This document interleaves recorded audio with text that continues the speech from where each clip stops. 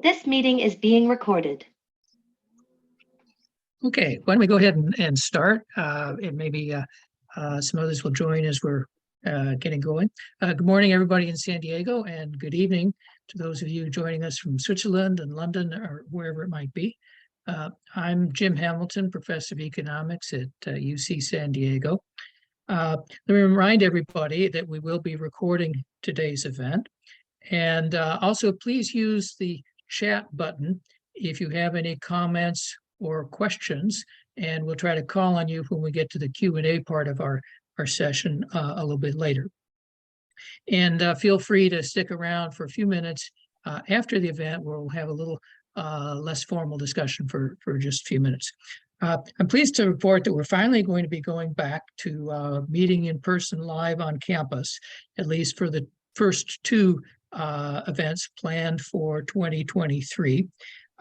We're still working on logistical details of exactly when and where we're going to have those on the campus. But let me go ahead and give you a heads up for what we have planned. For our winter event, we'll be hosting Leo Hyun, who's Distinguished Professor of Economics from UCLA. That's his title. That's not my description. His title is Distinguished Professor. Maybe some of you saw, he was recently mentioned in the Wall Street Journal and other outlets for a study he's done of 352 companies that have moved their headquarters out of California in the last 3 years.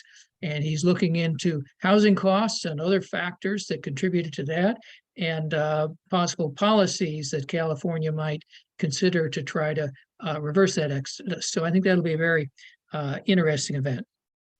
And then for the spring, we're going to welcome UCSD's own Tata Chancellor's Professor of Economics, Karthik Muralidharan. We talk a lot about China, but India has nearly 1.5 billion people. It'll soon be the largest country in the world by population. And what faces some particular challenges and opportunities in moving forward. Karthik has been at the forefront of both the academic side and the policy side of those questions. And I promise you that's going to be a very informative event. Our steering committee will be meeting soon to discuss plans for the rest of 2023. We'd love to know your thoughts about what you'd like to see us do in the coming year. Please pass those along, any ideas you have along, to a member of the steering committee, which includes Don Billings, Jeff Lewin, Joe Marshall, Terry Moore, Alan Nevin, John Reese, Manny Labrinos, Melissa McGrain, and Alex Rojas. And let me also take this opportunity to thank our corporate sponsor, the CFA Society of San Diego, and also our table sponsors, California Western School of Law, Terry Moore, Reese Investment Management, Sullivan Hill, Expera Group, and Alex Rojas from Shore Point Realty. And now for today's event. As you probably all heard, last month, FTX, the 30-some billion dollar cryptocurrency exchange, declared bankruptcy. So is that going to be the death knell that puts crypto back in the coffin, or is cryptocurrency here to stay? Well, separate from those questions, I can guarantee you every central bank in the world is looking right now into plans for how we might move to having everybody use digital currency. Is that really going to work? How would it function? Have we learned something from the crypto meltdown for what works and what doesn't? One of the people whose job it is to try to answer those questions is with us today. Hyun Shin is his current position is economic advisor and head of research for the Bank of International Settlements. Dr. Shin was the Hughes Rogers Professor of Economics at Princeton University before that. He also held appointments at Oxford University and the London School of Economics. He's been an intellectual leader in the fields of banking, international finance, and monetary economics. He's published widely on those topics, both in academic journals and in official publications. We're so pleased that he's able to join us today from his office in Basel, Switzerland. Please join me in welcoming Dr. Hyun Shin. Thank you, Jim. It's a great pleasure to join you. Let me see if I can share my screen. This may not appear like the full screen, but if it's acceptable, I'll just use this because this is going to be a little bit easier for me. So how does that look, Jim? It looks good. Yeah. Looks fine? We can all Okay, see it very well. good. Very good. Yeah. So as Jim said, what I would like to do is to talk about two topics. The first one is crypto.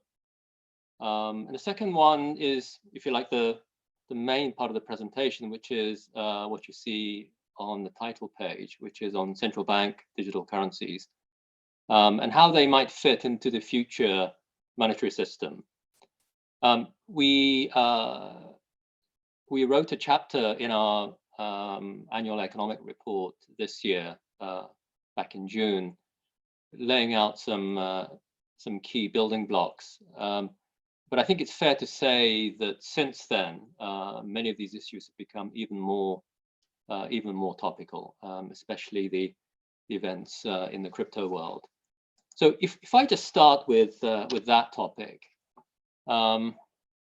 it's worth knowing that, just mentioning, just for the sake of being on the same page, that although crypto operates under the banner of decentralization, the ecosystem itself really has a very important role for centralized intermediaries. And I think what we've seen, I mean, you mentioned FTX, Jim, but FTX is one of those centralized intermediaries. The way that users gained access to the crypto universe is by holding accounts at FTX, and it's a very standard, architecture that we're all familiar, when we have a bank account.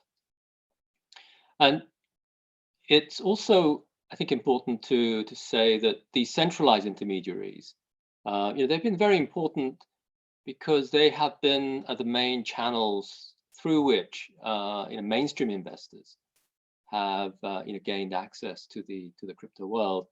And so here are some company logos of some crypto firms that have encountered difficulties, shall we say, recently. And there are many themes that are familiar from the great financial crisis, the 2008 crisis, that have to do with leverage, that have to do with maturity mismatch, runs, and so on. And the ecosystem really does, I think, highlight that the problems have really arisen in that part of the system that has grown very large, and the themes there are really quite familiar themes. They're not actually themes that are crypto specific. Now, within this ecosystem, stable coins have come to occupy a really very central place. And the reason for this, I think, is also very revealing, because what it shows is that stable coins play the role of the point of contact, if you like, between the crypto universe and the conventional monetary system. And the primary function has really been to piggyback on the monetary unit, to piggyback on the unit of account role of conventional money, and therefore play this role as the connecting point between the conventional monetary system and the crypto world. Now, in this chart, we're seeing the market capitalization of some of the biggest stable coins. And you see that in May, that purple part just disappears. I mean, that is the Terra stable coin, which of course blew up back in May. The black line is tracing out the total value locked in DeFi, in decentralized finance, and I'll get to this shortly. But But it's the growth of these stable coins that have really enabled access to the crypto universe, which tended to be, I think, a very narrow, very specialized niche occupied by enthusiasts that were running their, that were, custody, that were running custody of their own coins by managing their private key, a self-custody system, if you like, or even playing a node, playing the role of a node in the Bitcoin blockchain even. But the combination of exchanges and stable coins have really opened up this universe to mainstream finance. Now, what about the pure version of crypto as such, where there is decentralization of the operation of the blockchain itself? So whether it be proof of work or proof of stake, certainly some elements of crypto do incorporate this decentralization element. Having said that, it's turned out, and I think subsequent events have also proved this, that even these notionally decentralized blockchains, many of them turn out to be decentralized in name only. They're actually quite centralized. And a good example is the Terra blockchain, and that's the blue circle there with the red outline. The Terra stablecoin, which blew up in May. When that blockchain went down, I don't think people were searching around for the group who were running it. I think they were quite focused on the founder, and quite rightly so, because the control was highly centralized.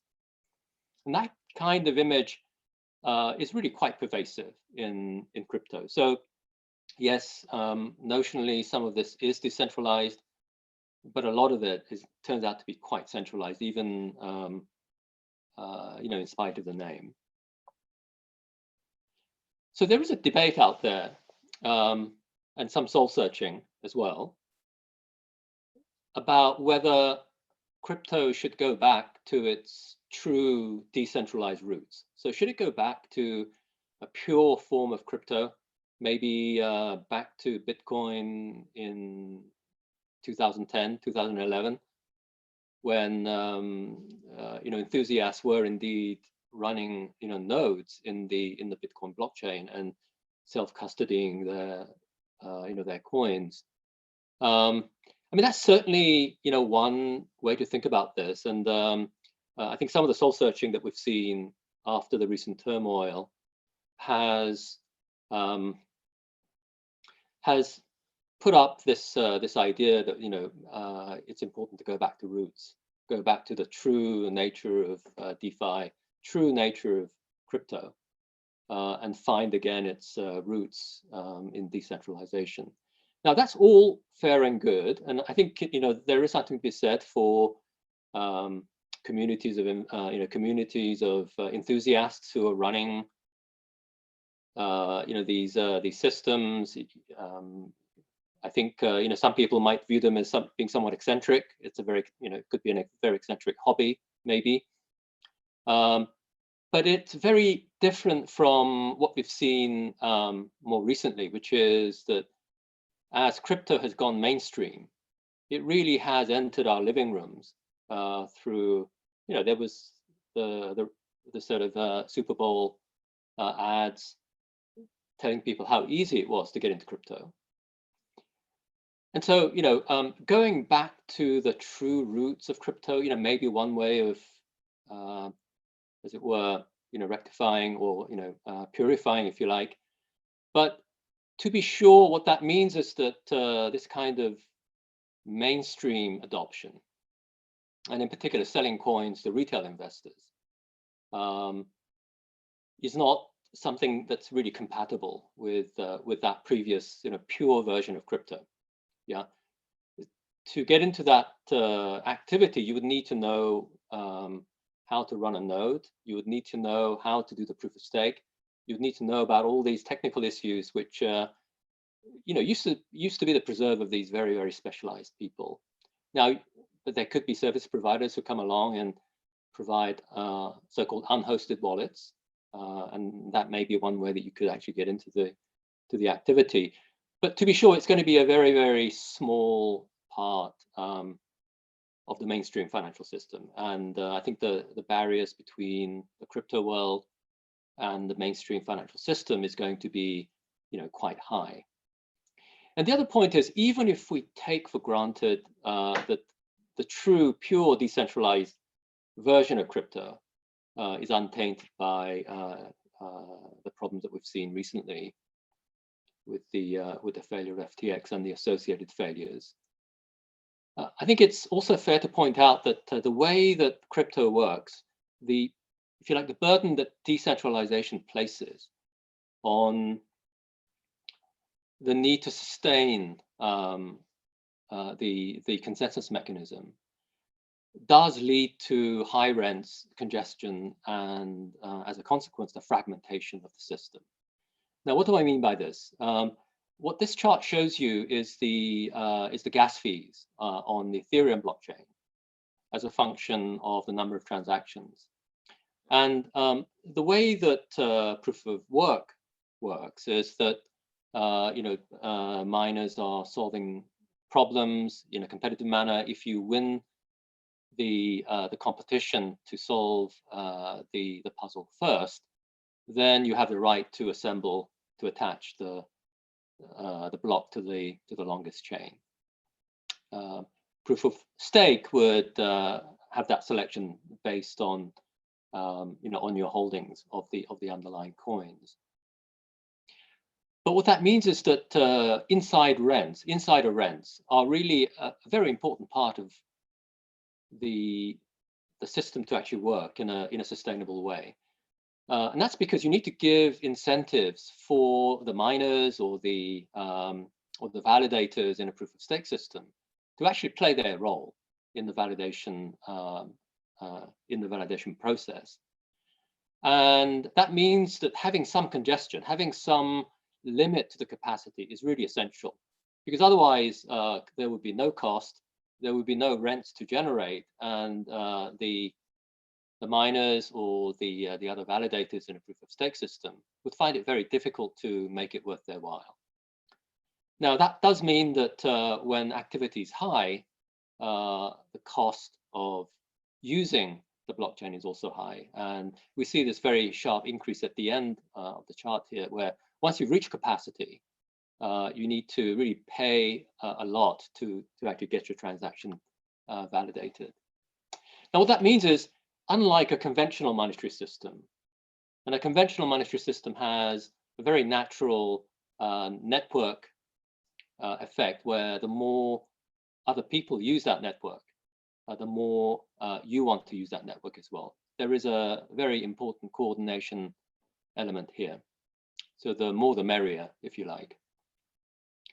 But if you have this very hard capacity constraint, which is necessary to generate rents, what you have is not strategic complementarities, but rather strategic substitutes.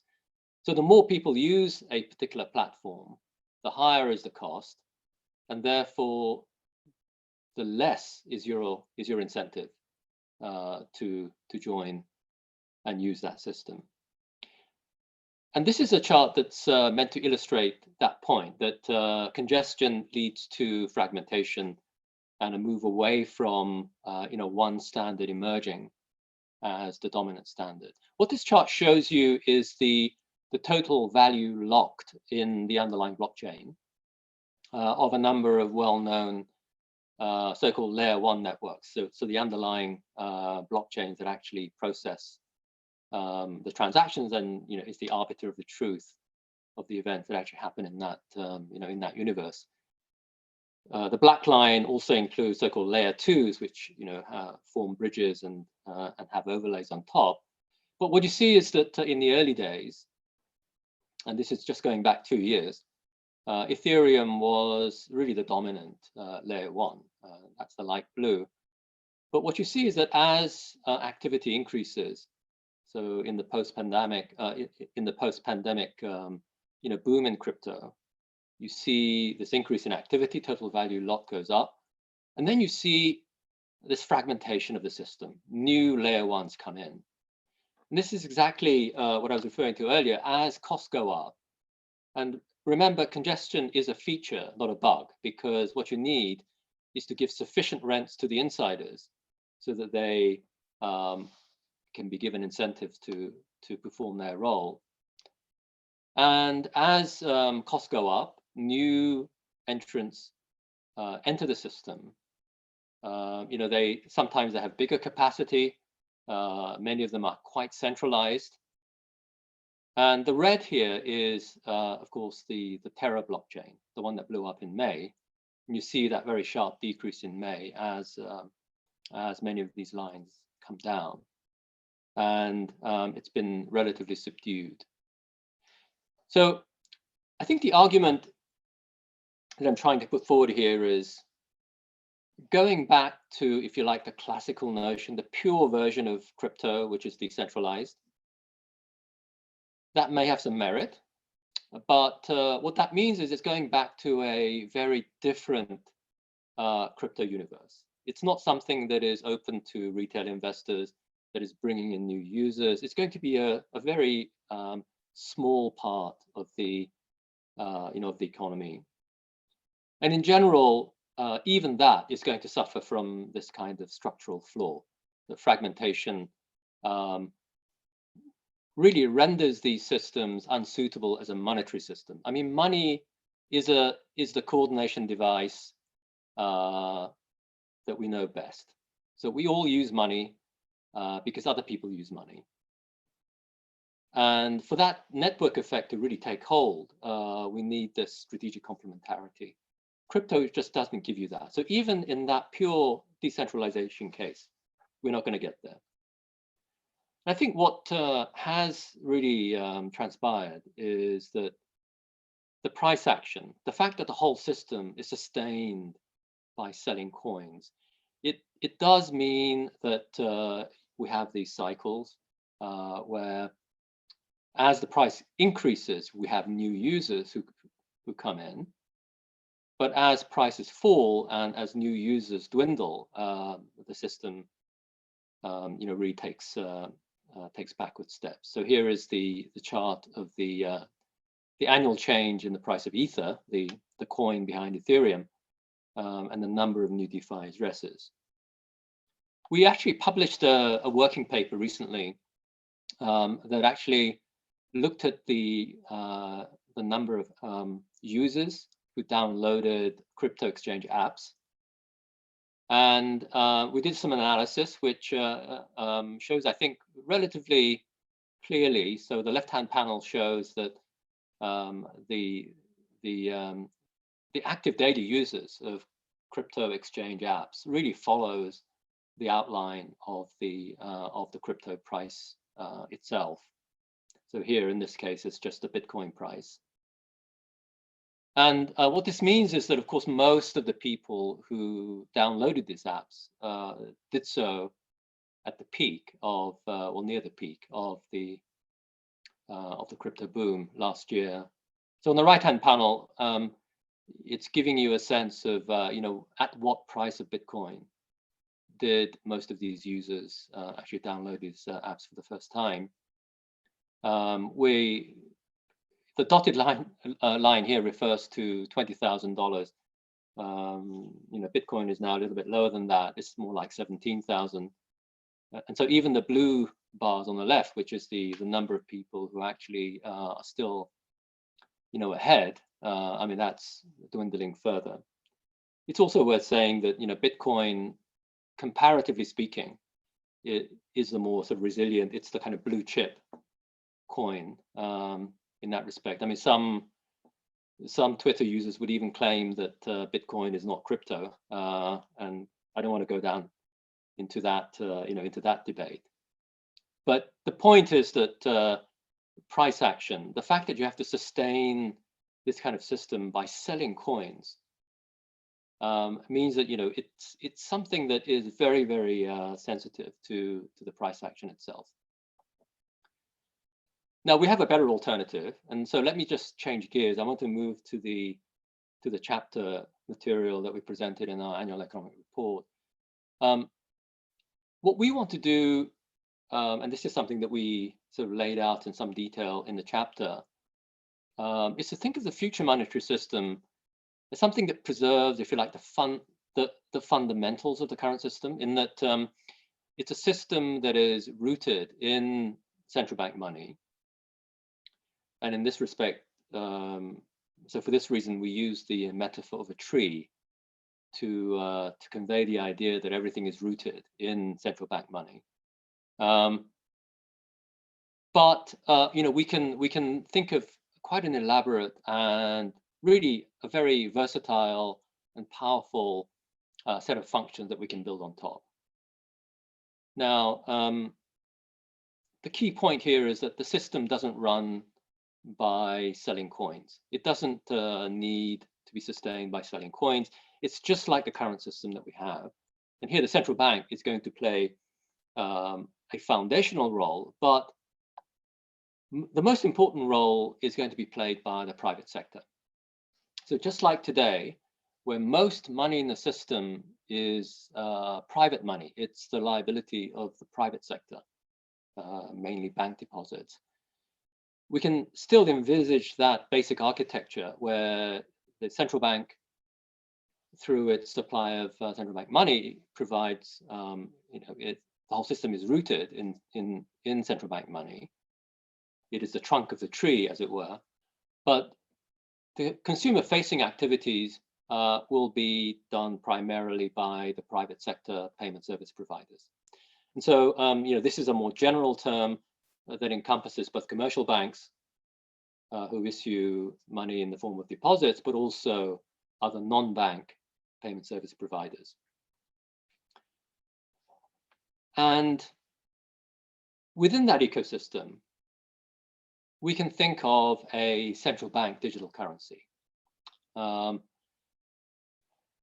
In the variety which is accessed by the payment service providers, there is a classification here. We call the central bank digital currencies that are accessible to the payment service providers only as wholesale CBDCs.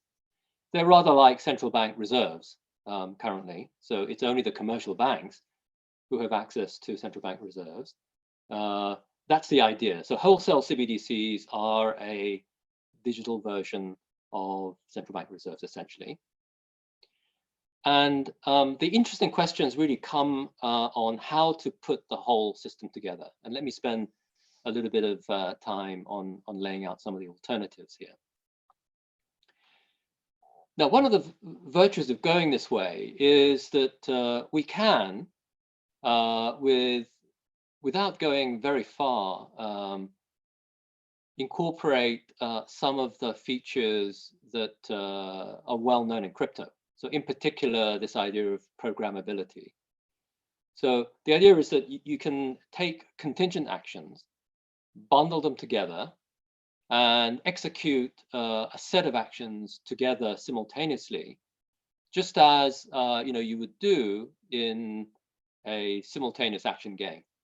So the idea would be, well, we can actually implement an equilibrium, even though it may not be a subgame perfect equilibrium. If you can actually commit to something and commit to a contingent action, you can just bundle them together and execute them, as a bundle.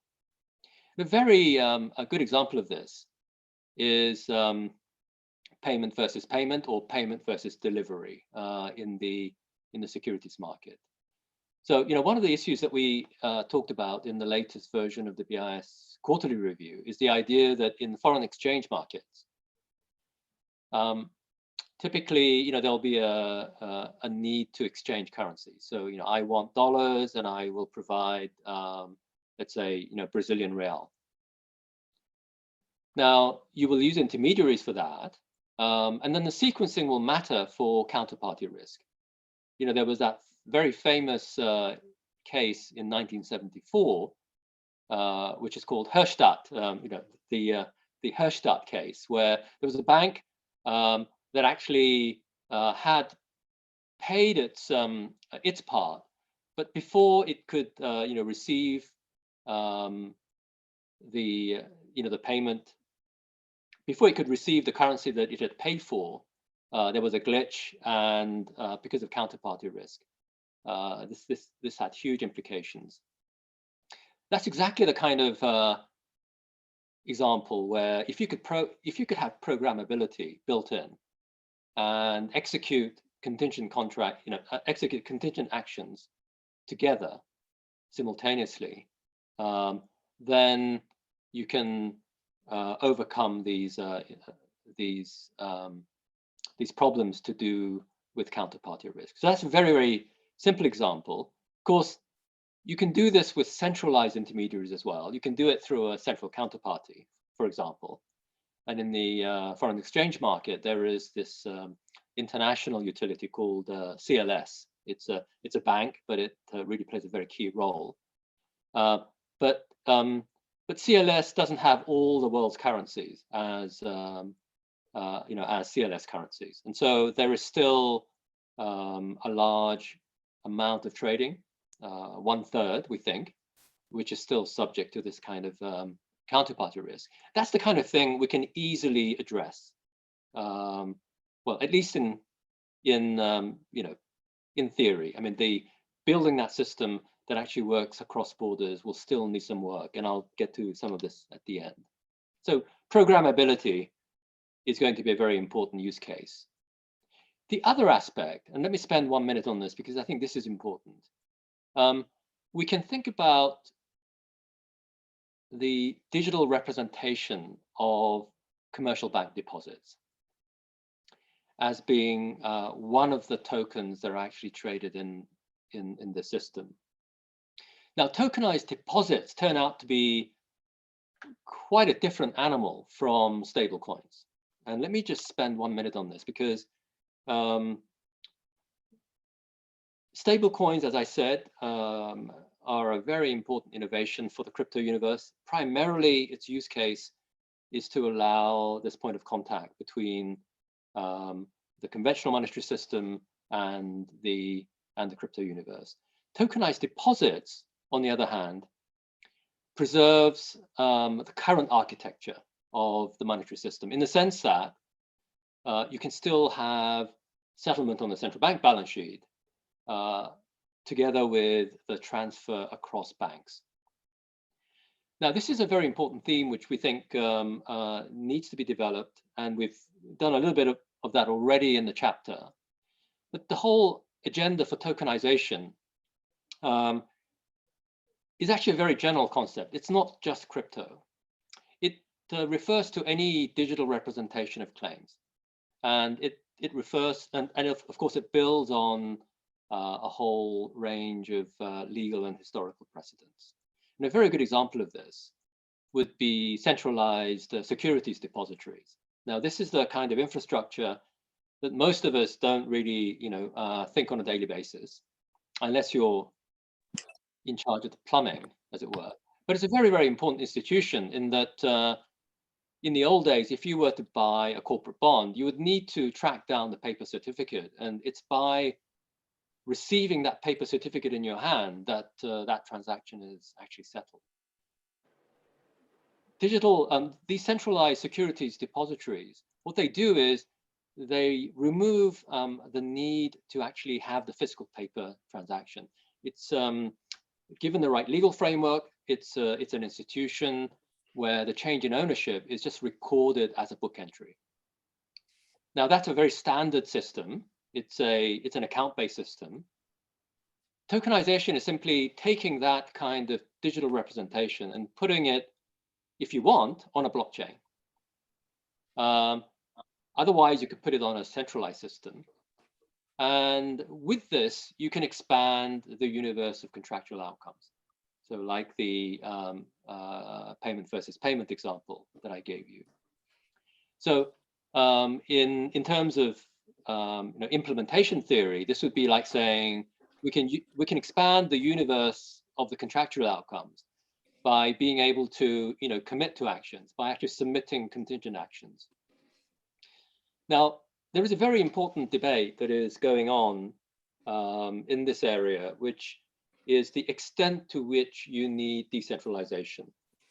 And it's, of course, a very different notion of decentralization. It's a very different implementation of decentralization if you opt for decentralization. We're not using private keys here. You're relying on the identities of the natural or legal persons. And so maintaining privacy turns out to be a really important precondition for decentralization. There is actually a pretty lively and large body of work that shows how that can be done. There's also a debate about the extent to which you need decentralization at all. So in the example of CLS, that's a centralized institution. It's just that, Department of Economics put on a farm on crypto. Actually, trusted. Right. And so you can, expand the universe of, contractual outcomes. But there is a set of arguments that have to do with governance and common knowledge, where decentralization may actually come into its own. And a supply chain would be a very good example, where there are many, many interested parties to a particular transaction. It takes time. So there's a shipment going from, San Diego off to somewhere in Asia. You want to track that shipment, and it could be that there is a trade financing agreement, so the bank is also an interested party. At the moment, that package is tracked through in a fairly loose way. If you use a blockchain, you can actually have everyone on the same page to achieve common knowledge. So for some use cases, decentralization may be would be very beneficial. The other use case is when decentralized governance might be very important. And that's especially true when you have what I'll describe later, multi-CBDC platforms, where there's more than one CBDC and more than one currency trading on the same platform. And if you have more than one currency, you have more than one central bank. And so the governance of that kind of system very naturally would gravitate towards a more decentralized system. But technically, you wouldn't need it. It's more due to these other reasons, and this is a very lively debate at the moment. And as I said earlier, the way that decentralization would be implemented in this kind of world would be very different from crypto. It's not based on private keys hiding behind your address. The whole thing would have to be based on real world identities, not least because we're thinking of use cases that actually have real assets. So I should say real world assets, which could be financial assets as well, but it could be real world assets that are real assets, like property. Now, the way that tokenized deposits would work, and which is different from a stable coin, is that it's just a digital version of the way that payments take place currently. And the way to work is, if I'm a customer of Bank A, and I want to send you a payment, and you're a customer of Bank B, I would instruct my Bank A, say, look, I want this payment to go through. And what Bank A would do is to debit my account by the amount that's being sent plus any charges. And then Bank B would credit the account of the receiver, right? So those are, if you like, erase write functions. Now, how is the settlement taking place? Well, the settlement is taking place separately through the central bank balance sheet. That's exactly what we would do. On the central bank balance sheet, Bank A and Bank B are both customers of the central bank in that sense. And it's the central bank that actually debits the account of A and credits the account of B. So in that sense, Bank A's balance sheet is shrunk by the amount that I've sent to you. And Bank B's balance sheet has expanded by exactly that same amount. And this is not a stable coin, because the settlement is still rooted in central bank money. Now, this kind of model is is exactly the model that the New York Fed has announced recently. You may have seen an announcement of the New York Fed regulated liabilities network. There is a CBDC, there is a token that lives together with the other tokenized deposits of the member central banks in the system. And the Fed would see and would actually settle these payments. Now, when would this be?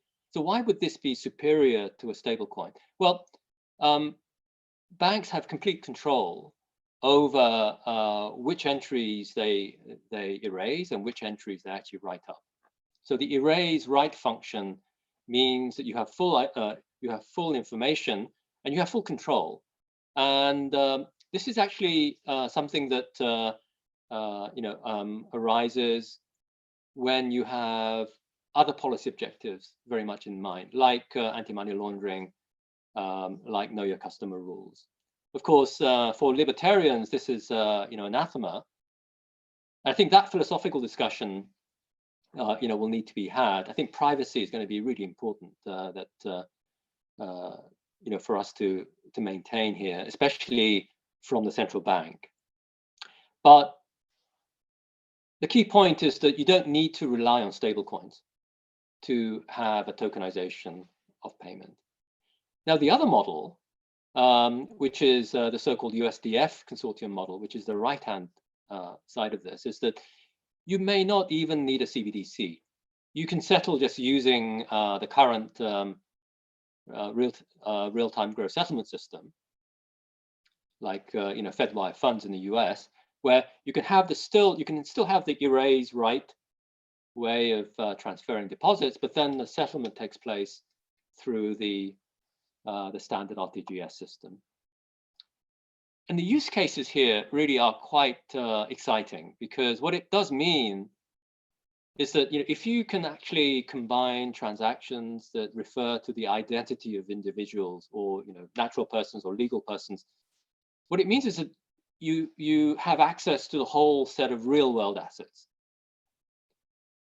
That's very unlike crypto, where the criticism has always been, yes, it's very clever and so on, but you're mostly trading other crypto. What use is this for the real world? If you had this kind of system, you can have access to the set of financial instruments. I talked about the centralized securities depository. You can tokenize that onto a blockchain if you wish.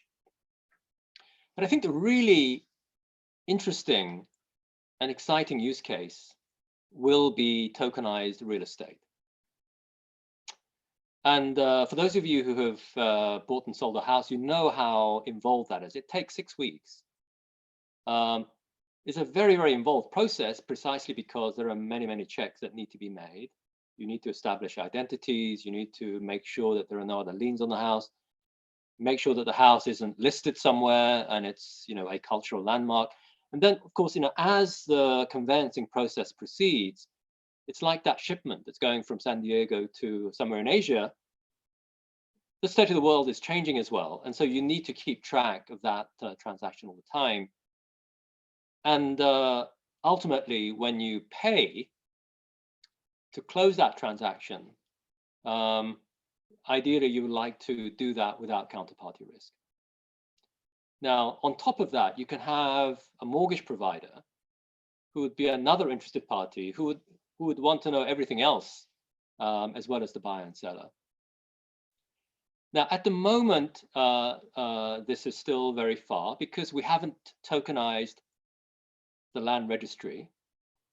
But there is, one project that we are pursuing in the London center of the BIS Innovation Hub. It's called Project Meridian, where we're looking into what it takes, both legally and in terms of the data format, to tokenize the land registry. And if we can do that, there's nothing in principle that would stop us from putting tokenized real estate representations on the same platform as we do tokenized deposits.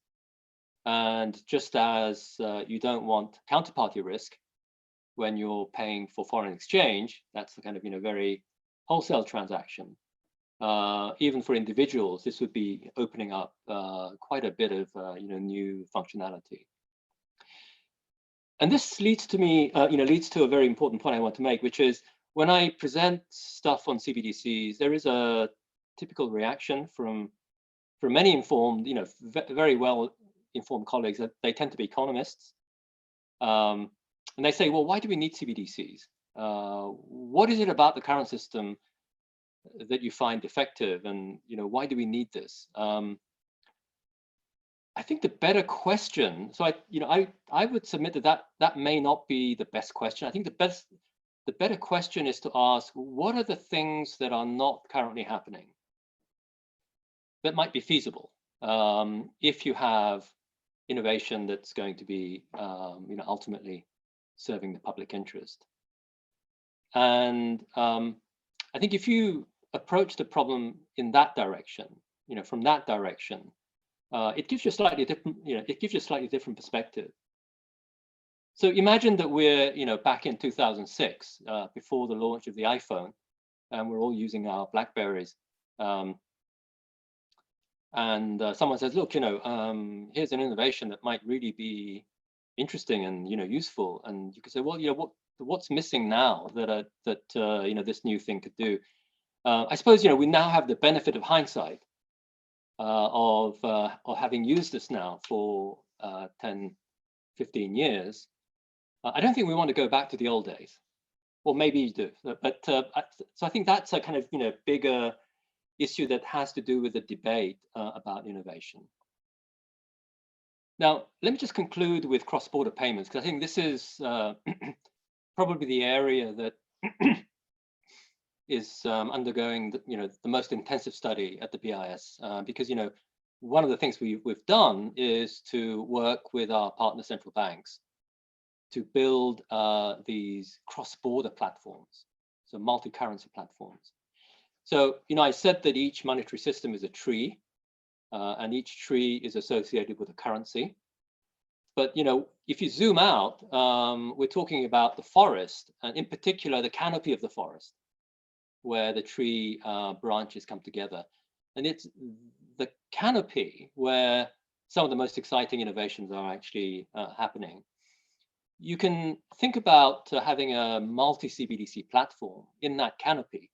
And typically this will be decentralized because, as I said earlier, one of the reasons why you want decentralization is the governance. It's the fact that there are checks and balances, that there's no one central party.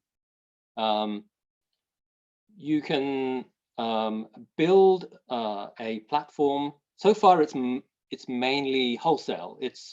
These experiments that we've conducted are mainly between central banks and commercial banks. But of course, the next step would be to plug in the retail payments, to that, to actually sort of interlink payment systems across borders as well. But the idea would be to have a decentralized system, typically, where you have more than one currency and more than one central bank. And then you can incorporate these features such as smart contracts that ensure payment versus delivery, payment versus payment. You can even imagine more complicated structures where if there's a transaction, if there is a securities transaction, the settlement of that securities transaction will take place in either tokenized deposits or a CBDC simultaneously, and thereby speed things up as well as remove counterparty risk. So if you like, this is the kind of vision that we put out.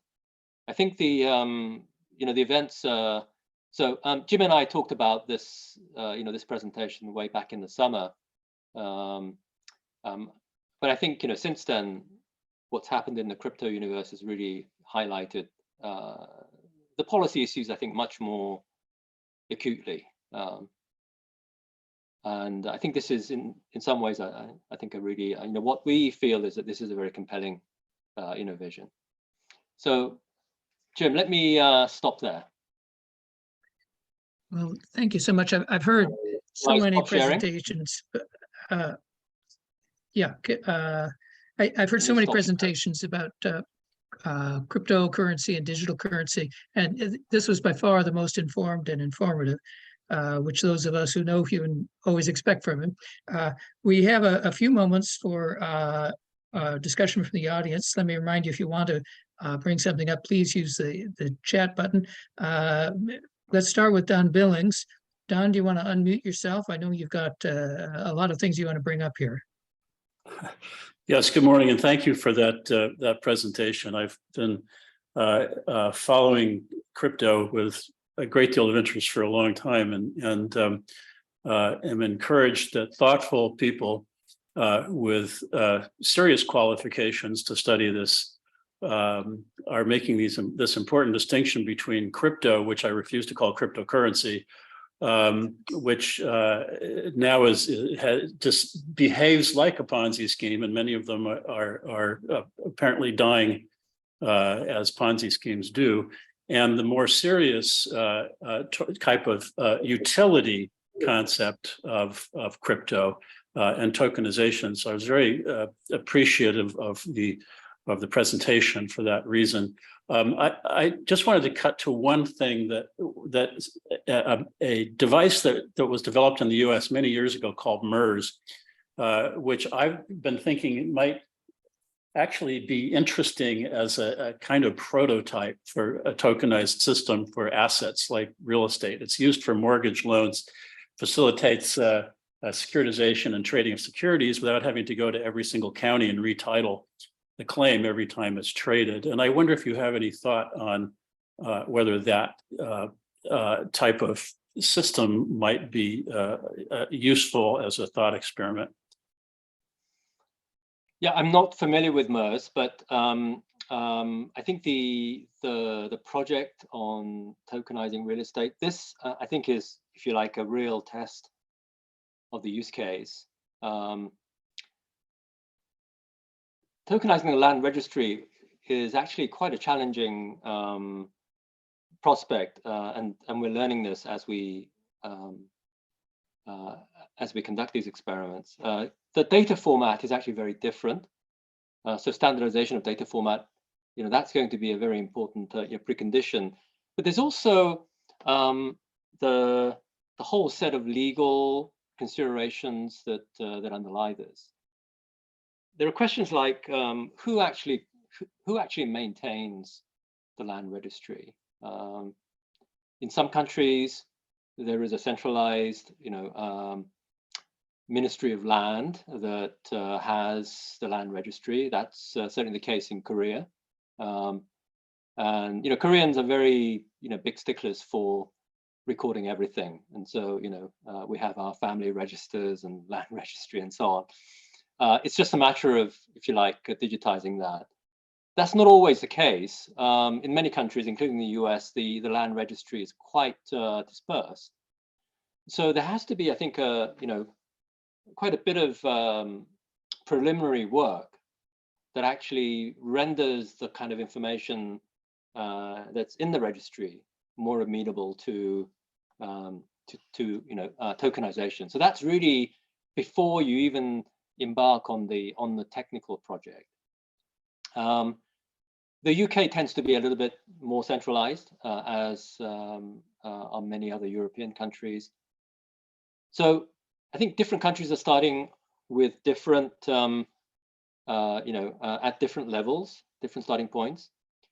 There are also intermediate ways of tokenization where, it's not tokenizing individual houses. So you have an address and you tokenize the land registry so that owning the token is ownership of that house that's sitting up, at that particular address. I think that would be kind of, a very thoroughgoing notion of tokenization of real estate. You can think of slightly sort of more hybrid cases, if you like. You can think of a special purpose vehicle that actually buys up some houses. You could actually own some shares in that company, or perhaps that centralized entity can also sell you the token to the house. So what that means is if you had that kind of system, it doesn't really matter whether the land registry is dispersed or centralized. All that conveyancing in buying and selling the house has already been done, and the ownership has been transferred already to this SPV. And it's simply a matter of transferring the token to a particular individual buyer. So there are these kinds of workarounds, but that's in a way it's a less pure form of tokenization of real estate, but it could be something which is closer to being being realized. I haven't even touched on the issue of the tokenization of mortgages and mortgage claims. When we think about the financial securities being listed and traded on a platform like this, that's going to be a really part and parcel of the same kinds of interactions that I've mentioned. So there's definitely more work to be done. And I think this is where the lawyers will have to play a very important role, as well as the kind of, people who are interested in the standardization of data. Okay, we have time for one more question, and I'm going to exercise the host's prerogative of asking it myself. I loved your expression that Bitcoin is the blue chip of the cryptocurrencies. And some people would argue, well, there is some fundamental value of Bitcoin. It provides a flow of services that it's kind of unique to be able to do, and it's fundamentally limited in supply. So apart from this Ponzi game or bubble kind of phenomenon, which is the big part of the story as you showed us, would you agree that there is some fundamental non-zero value for Bitcoin? And if so, do you have a number for it? That's a great question, Jim. Let me answer it like this. There is currently a very lively debate going on about how we can mitigate the risks from crypto. I mean, it's very, it's very current given recent events. And broadly speaking, there are two schools of thought in how we do this. One is like, one is to say, let's not touch this. It's what Steve Cicchetti calls let it burn. Just leave it alone. Don't even, don't even bring it into the house. It's just let it burn and just don't give it the credibility by regulating it. The other school of thought is the one that says, look, we need to, this is not going to go away. We need to regulate it by, imposing, the best regulations that we have. Now, I think it's not a black and white thing. I think there are different degrees. So, you could think about, these two schools of thought are, if you like, the containment school and the regulation school. It's not a black and white thing. You can think of, shades of gray here. You can maybe, forbid advertising, right? Why bring it into your living room and cause all this problem? You can prevent regulated institution from engaging in certain parts of this ecosystem. You could forbid initial coin offerings, which is still the case in many economies. Now, I think one of the issues with the let it burn school is that if you leave it outside the regulatory perimeter, it's not going to go away. And Jim, you've put your finger on it, which is that Bitcoin does have its uses. It's rather minority, but it does have some uses. But I would go back to what I was saying earlier. If we go back to that pure vision of crypto, and here I am including Bitcoin as part of crypto, in spite of what the maximalists say. That was a very different world if you think about it. So how many of us was running a node on the Bitcoin blockchain?